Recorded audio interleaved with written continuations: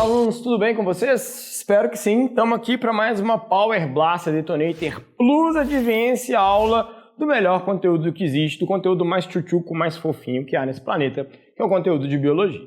Na aula de hoje, a gente continua dentro da nossa temática da bioenergética e o tema que a gente vai discutir, o assunto que a gente vai discutir, está aqui, é o processo de fotossíntese.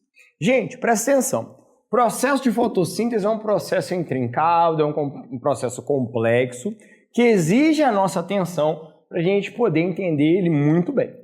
O nosso enfoque é muito no entendimento do processo, mas eu confesso a vocês que ao longo do nosso trabalho aqui, turma, vocês vão ver que vão aparecer vários nomes diferentes, mas não se preocupe com esses nomes, se preocupe em entender o processo. Saber diferenciar as etapas, aonde elas ocorrem, as características de cada uma delas, ok? Então vamos lá, me acompanha, segue aqui comigo que você vai conseguir entender que vai ficar massa demais.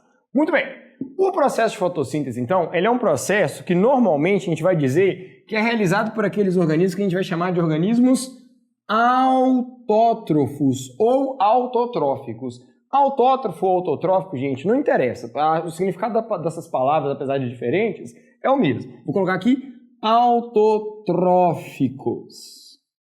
Beleza? O que a gente sabe a respeito desses organismos que são autotróficos? Eles têm a propriedade de produzir, a partir de moléculas muito simples, moléculas muito complexas. Por via de regra, a gente costuma dizer que os organismos autotróficos, de uma forma muito simplificada, a gente fala que eles têm a propriedade de produzir o próprio alimento. Errado não está, mas é um conceito um pouco genérico demais, que poderia acabar levando a gente a alguns erros. Sabe aquelas perguntas de criança, assim, de 4, 5 anos, quando está começando a entender como é que o mundo funciona, e ele vira e pergunta para você, tipo assim, se a vaca pegasse o leite que ela produz para o bezerro e tomasse, ela seria autotrófica? Se você for parar para pensar, isso até poderia acontecer. E ela estaria produzindo, supostamente, o próprio alimento. Só que isso não faria dela um organismo autotrófico. Por isso que a definição correta é o quê? De moléculas simples inorgânicas para moléculas complexas orgânicas. Beleza? Dito isso, gente, quem é que faz esse processo Power Blaster, Motherfucker, Advance Detonator, Hadouken Shoryuken de Fodástico para nós seres vivos? Quem são os organismos que são capazes de fazer a fotossíntese? Então aqui, alguns poucos protistas, na verdade bastante protistas, né, que estão ali dentro desse grupo, as algas unicelulares, algumas bactérias, cianobactérias principalmente, e finalmente as plantas. A nossa discussão, o nosso modelo de discussão vai se basear no processo de fotossíntese que as plantas são capazes de fazer. É esse processo aqui que a gente vai usar de referência. Teriam algumas diferenças nos outros organismos? Teriam, mas para nós não importa. Primeira coisa que eu quero chamar a atenção para vocês acerca desse processo. Aliás, segunda, né? Porque a primeira é quem faz. Segunda coisa, é um processo que produz glicose. Nós amamos glicose. A gente é apaixonado por isso aqui. Glicose é um nome bonitinho para açúcar. A pessoa não gosta de açúcar não, mas tudo bem. Mas mesmo assim você ainda precisa de glicose. A glicose está presente em praticamente tudo que a gente come, né? É um tipo de carboidrato, um carboidrato de 6 carbonos que é fundamental para o nosso funcionamento. A glicose é o principal combustível dos seres vivos. É a partir da glicose que a gente vai ser capaz de produzir uma molécula conhecida por ATP. Quem que é o ATP? O ATP, eu posso dizer que é como se fosse o dinheirinho do nosso corpo. O que eu quero dizer com dinheiro? Um monte de processos que a gente precisa que aconteçam, eles dependem desse ATP aqui para acontecer. Então eu preciso de produzir esse ATP, essa molécula de energia, para que esses processos aconteçam. Então é como se eu pagasse para que esses processos acontecessem. Esse é o papel do ATP. Para eu conseguir produzir ATP, eu preciso da glicose. Aonde que eu vou produzir essa grande quantidade de ATP? Principalmente no processo chamado de respiração celular. Eu posso ter fermentação também para produzir ATP, mas geralmente a gente dá muita ênfase na respiração celular. Por quê? Porque é o principal processo que nós, seres humanos, usamos para obter essa molécula. Para a gente conseguir fazer uma boa respiração celular, a gente precisa de glicose. daí a gente começar a perceber a importância da fotossíntese. Mesmo a gente não sendo capaz de realizar esse processo, a gente depende muito desse produto aqui. Tranquilo? Muito bem. Me acompanha aqui. Quarta informação que eu estou trazendo aqui para vocês. Né? Quarta? Quarta informação que eu estou trazendo aqui para vocês. Um erro muito comum que eu vejo os meus alunos reproduzindo, mesmo quando estão no ensino médio, mesmo quando estão já em cursinhos. Presta muita atenção. Escuta com muito cuidado isso aqui. Nenhum organismo transforma CO2 em oxigênio. Nenhum organismo transporta CO2. Perdão, transporta não. Transforma CO2 em oxigênio. Em especial as plantas. Provavelmente você deve ter aprendido isso em algum momento da escola. Aí o professor às vezes fala isso na melhor das intenções, para simplificar para os alunos. Ele fala assim, a planta tem a capacidade de fazer o gás carbônico virar oxigênio. E aí presta muita atenção no que eu estou falando aqui. Não tem essa capacidade. A planta não faz isso. No processo de fotossíntese não é isso que acontece. No processo de fotossíntese, o CO2 vai ser convertido na molécula de glicose, na molécula orgânica chamada glicose. Então a planta transforma o CO2 atmosférico em glicose. Essa glicose, ela vai ser eventualmente convertida em biomassa. Não sabe o que é biomassa? Acessa lá a nossa aula falando sobre ecologia, que lá aparece esse conceito. Biomassa é o que forma nós, seres vivos. O carboidrato que está presente na planta é proveniente, então, do gás carbônico que foi convertido em glicose. Exemplos de moléculas de glicose que estão presentes na planta: celulose, lignina, que são carboidratos complexos produzidos a partir da molécula de glicose. Então, repito, a planta não transforma gás carbônico em gás oxigênio, ela transforma gás carbônico em glicose. Isso não quer dizer que ela não produz gás oxigênio, ela produz sim gás oxigênio, turma. Só que ela vai produzir gás oxigênio a partir de qual molécula? Ela vai produzir gás oxigênio a partir da molécula de água. Aí, meu caro aluno, minha cara aluna, meu caro alune, presta atenção no que eu vou falar aqui. Se você está querendo criar plantinha, está querendo cuidar de plantinha, vou te dar uma ideia muito boa. O melhor horário para você molhar as suas plantinhas são nas primeiras horas do dia, na parte da manhã. Esse é o melhor horário para molhar as plantinhas. Por que esse é o melhor horário para molhar as plantinhas? Porque a planta vai conseguir usar muitas dessas moléculas de água para conseguir converter elas em moléculas de gás oxigênio. Nós vamos ver aqui, na hora que a gente começar a discutir as etapas que envolvem o processo de fotossíntese, o que é que vai acontecer com essa água e qual que é o papel que ela desempenha. Beleza? E a última informação que eu estou trazendo aqui agora para você sobre o processo de fotossíntese é que ele é altamente dependente da clorofila. Eu imagino que você já ouviu falar da clorofila. É esse pigmento, geralmente de cor verde, que está presente em praticamente todos os vegetais. O que essa clorofila faz? Ela é um pigmento, ela é uma coisa que dá cor para a planta, que é responsável por quê? Por absorver energia luminosa. É responsável por absorver luz. Principalmente qual tipo de luz? Luz azul e luz vermelha. A clorofila é apaixonada, é tarada por luz azul e luz vermelha. O que a clorofila não gosta é de luz verde. Por isso, inclusive, que a gente enxerga ela verde. Os comprimentos de onda da cor verde são refletidos pela molécula de clorofila.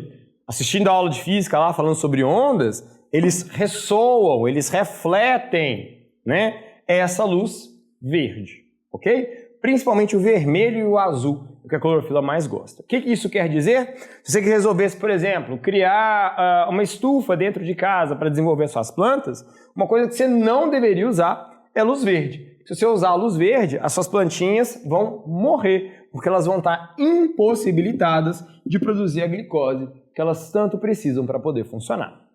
Joia! Criamos um contexto para o processo de fotossíntese. O que nós vamos fazer agora, meus caros, a gente vai entender um pouquinho sobre o processo de fotossíntese em si. E aí a informação que eu trago para vocês é a seguinte: ele é dividido em duas etapas. Toma muito cuidado com o que eu vou falar aqui agora, os nomes que eu estou dando para essas duas etapas: fase clara e fase escura. Eu não gosto muito desse nome não, mas é um nome muito recorrente, é um nome que vocês vão escutar falar de várias pessoas diferentes, que vocês vão encontrar em livros e apostilas didáticas. Por isso que eu acabo colocando ele aqui. Por que eu não gosto muito desse nome? Porque traz uma ideia de que a planta realiza esse processo chamado fase escura na ausência de luz, o que não faz muito sentido. Por via de regra, o processo de fotossíntese, o prefixo foto vem de fóton. Fóton que quer dizer o quê? Quer dizer luz. É a produção de moléculas de energia a partir da luz. Então, qual que é o horário que a planta vai estar realizando o processo de fotossíntese? Obviamente, principalmente durante o dia, que é onde eu tenho a luz necessária, a energia luminosa necessária para que ela possa se desenvolver. É óbvio, gente, que se eu estiver, por exemplo, voltando àquela minha ideia de estufa, e eu tenho uma fonte de luz artificial iluminando a minha planta o tempo inteiro, ela vai ser capaz de realizar a fotossíntese o tempo todo. Mas pensando em um ambiente natural, em um ambiente real, não um ambiente artificial, o processo de fotossíntese ele vai ocorrer durante o dia. Mas ainda assim eu vou separar ele em duas etapas. Fase clara ou fotoquímica, que quer dizer o que com esse nome fase clara? É uma fase que é dependente da luz para que ela possa acontecer. O que ocorre no interior da fase clara, para que ele efetivamente ocorra, eu preciso de luz. Já a fase escura, que ocorre sem que haja a luz para desencadear ela, o que eu preciso para desencadear a fase escura é que antes tenha ocorrido a fase clara, e aí por isso do nome, eu não preciso da luz para que ela aconteça, mas normalmente ela está acontecendo durante o dia, eu vou chamar ela de fase escura ou fase química. Por que química? Porque na fase clara eu vou produzir as substâncias químicas que eu vou precisar na fase escura. E por que eu dou o nome de fotoquímica? Porque na presença de luz eu vou conseguir sintetizar essas moléculas que eu vou precisar na fase escura. Show de bola? Notem o seguinte, eu estou indicando para vocês aonde ocorre as etapas da fase clara e da fase escura. Olha os nominhos aqui, ó. Fase clara ocorre nos tilacoides. O que são os tilacoides? Vou desenhar aqui rapidamente para vocês, turma. Olha só, vou apagar o autotrófico aqui, ó, para ficar melhor de vocês conseguirem enxergar. Isso que eu estou desenhando aqui agora para vocês, turma, isso é um cloroplasto. Organela exclusiva das plantas, que se parece muito, em termos de características gerais, com a organela mitocôndria. Então isso aqui é o nosso cloroplasto. No interior do nosso cloroplasto, nós encontramos umas espécies de moedinhas, de queijinhos. São membranas dispostas uma em cima da outra, que eu chamo essas membranas, que tem esse formato de queijinho, de tilacoides. Eu encontro, turma, vários tilacoides empilhados assim no interior do cloroplasto. A fase clara, então, vai ocorrer nessas estruturas. É nestas estruturas que está localizada a molécula de clorofila, que eu preciso para realizar o processo de fotossíntese. Então, a fase clara ela está ocorrendo aonde? Ela está ocorrendo aqui, ó, no meu tilacoide. E cada um desses disquinhos que eu desenhei aqui são tilacoides diferentes. E esse espaço que eu vou agora colorir de laranja, que existe no interior do meu cloroplasto, eu chamo esse espaço de estroma. A fase escura vai ocorrer nesse espaço aqui que eu colori de laranja, que recebe o nome de estroma. Percebam então, o processo de fotossíntese está ocorrendo aonde? No interior do cloroplasto, organela exclusiva das plantas. Lembrem que eu falei que esse processo de fotossíntese a gente vai usar de referência das plantas, certo? Dentro do cloroplasto eu ainda consigo separar em tilacoides, que são esses discos, e estroma, que é o espaço interno. Nos tilacoides, mais precisamente nas membranas dos tilacoides, ocorre a fase clara, que é dividida no interior da fase clara em duas etapas: a fotofosforilação e a fotólise da água. Você não se preocupa agora com isso, eu estou só trazendo a informação. No nosso próximo quadro, eu vou dar detalhes do que é a fase clara. Vocês vão visualizar como é que funciona a fase clara, ok? Já a fase escura, que ocorre no estroma, que é esse espaço no interior do cloroplasto, vai ocorrer o que a gente chama de fase escura. E basicamente ela consiste em quê? Em um conjunto de várias reações químicas, que eu chamo esse conjunto de várias reações químicas de ciclo de Calvin, ou ciclo de Calvin-Benson, ou ainda ciclo das pentoses, ok? Mas a gente vai dizer aqui apenas ciclo de Calvin. Ciclo de Calvin é suficiente para a gente, beleza? Foca então na ideia do ciclo de Calvin, joinha? Muito bem, turma, o que vai acontecer agora? Vou fazer a minha mágica, vou trocar o nosso quadro para que a gente possa discutir com detalhes as características dessas duas etapas do processo de fotossíntese. Segura a onda aí, rapidinho a gente já está voltando. Muito bem, meus caros, fiz a nossa mágica, troquei o nosso quadro e aí, olha só. Estou apresentando aqui para vocês, meus caros, a equação simplificada da fotossíntese. Repara, gente, que nessa equação da fotossíntese que eu coloquei aqui, eu dei uma certa mudada no que normalmente a gente nota quando a gente está pensando na equação da fotossíntese, tá? Eu não balanceei essa equação, eu usei a luz como um reagente antes da seta. Normalmente a gente não coloca a luz como um reagente antes da seta, mas eu tomei essa liberdade para tornar o entendimento do processo de fotossíntese um pouco mais didático. Reparem também que eu usei cores diferentes em elementos diferentes. Aliás, deixa eu refazer essa frase para não dar uma interpretação errada. Eu usei cores diferentes para demarcar reagentes e produtos diferentes. Aonde vocês notam a presença do roxo é a porção dessa equação simplificada da fotossíntese que se relaciona diretamente à fase clara do processo de fotossíntese. Aonde eu usei o vermelho, aqui no CO2 e na glicose, é onde se relaciona o processo da fase escura. Então notem que nessa minha equação da fotossíntese fica claro da gente perceber o quê? O que é produzido a partir da fase clara e quem eu gasto para produzir, né? Quem eu preciso para conseguir ter certas substâncias e quem eu preciso para ter outras substâncias e aonde que está acontecendo cada uma das coisas. Então eu espero que a partir daqui você entenda que o oxigênio é produzido a partir da luz, usando água, e a glicose é produzida a partir do gás carbônico, usando os produtos que são também produzidos na minha fase clara. E aí aqui eu trago detalhes a respeito disso. Eu tinha colocado de forma simplificada no nosso quadro anterior e agora nós vamos destrinchar um pouco mais esse processo.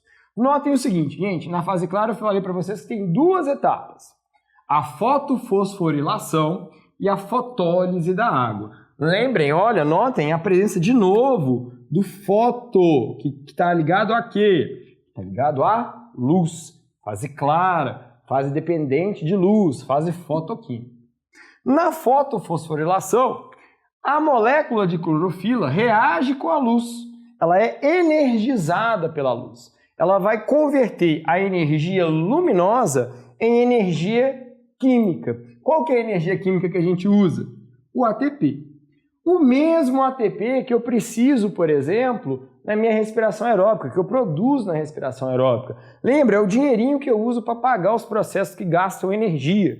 Como o processo de fotossíntese demanda energia para acontecer, eu preciso de produzir essa molécula de ATP. Então a clorofila ela consegue produzir ATP. No entanto, esse ATP ele não sobra. Todo o ATP que é produzido na fase clara será gasto na fase escura. É diferente, por exemplo, tanto da fermentação quanto da respiração aeróbica, que sobra muito ATP para eu poder usar nos outros organismos. Por que eu estou dizendo isso? A planta não sobrevive só fazendo fotossíntese. Ela sobrevive fazendo fotossíntese e respiração aeróbica. A mesma respiração aeróbica que a gente faz, usando o mesmo tipo de mitocôndria, os mesmos reagentes, as mesmas organelas, os mesmos complexos enzimáticos, ok? Não digam, pelo amor de Deus, que a fotossíntese é a respiração da planta. Morre um biólogo nesse planeta toda vez que alguém fala uma coisa dessa. Não tem nada a ver com isso. Fotossíntese é uma outra face de uma mesma moeda. De um lado a respiração aeróbica, do outro a fotossíntese. E as plantas conseguem alternar nessa mesma moeda, coisa que nós, organismos heterotróficos, não conseguimos fazer. Então, eu vou produzir ATP a partir da luz, utilizando a molécula de clorofila, para eu gastar esse ATP depois para conseguir produzir a molécula de glicose. Vou produzir também quem? NADPH. NADPH, turma, é um transportador de elétrons, tá certo? Igual eu tenho o NADH lá e o FAD lá na respiração aeróbica. É um outro tipo de transportador de elétrons. É uma abreviação de uma molécula que é responsável por transportar elétrons. Eu vou precisar desses elétrons energizados para conseguir sintetizar a molécula de glicose, que a gente vai ver daqui a pouquinho. Essas duas substâncias que são produzidas na fotofosforilação serão fundamentais para a produção da molécula de glicose. Além disso, na fase clara, eu tenho a fotólise da água, eu tenho a quebra da molécula de água. Qual que é a importância dessa quebra dessa molécula de água? Para que o ATP e o NADPH sejam produzidos, a molécula de clorofila e algumas moléculas de clorofila perdem elétrons. E ela não pode ficar nesse prejuízo desses elétrons. Se ela ficasse nesse prejuízo desses elétrons que ela perdeu produzindo essas substâncias, ela seria impossibilitada de continuar funcionando. Eu quero que ela continue funcionando normalmente, perfeitamente. Eu lanço mão do processo de fotólise da água justamente para quê? Para roubar elétrons da água que a planta está absorvendo. Credo, professor, que sacanagem com a molécula de água. Sacanagem nenhuma, porque por consequência da quebra dessa molécula de água, para repor os elétrons da clorofila, eu consigo quem? Eu consigo a molécula de gás oxigênio. Molécula de gás oxigênio essa excelente para a oxidação da molécula de glicose. Então, o dia que a planta resolveu, né, é óbvio que não é assim, né, mas o dia que os organismos, ao longo da evolução, se tornaram capazes de quebrar a molécula de água para permitir que o processo continuasse acontecendo, foi ótimo, porque eles começaram a produzir gás oxigênio. E essa produção abundante de gás oxigênio permitiu que eventualmente surgisse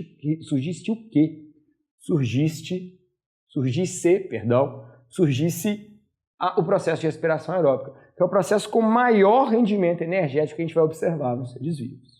Fechamos a fase clara, mas não acabou o processo de fotossíntese. Nós temos também a fase escura, que pode ser chamada de ciclo de Calvin.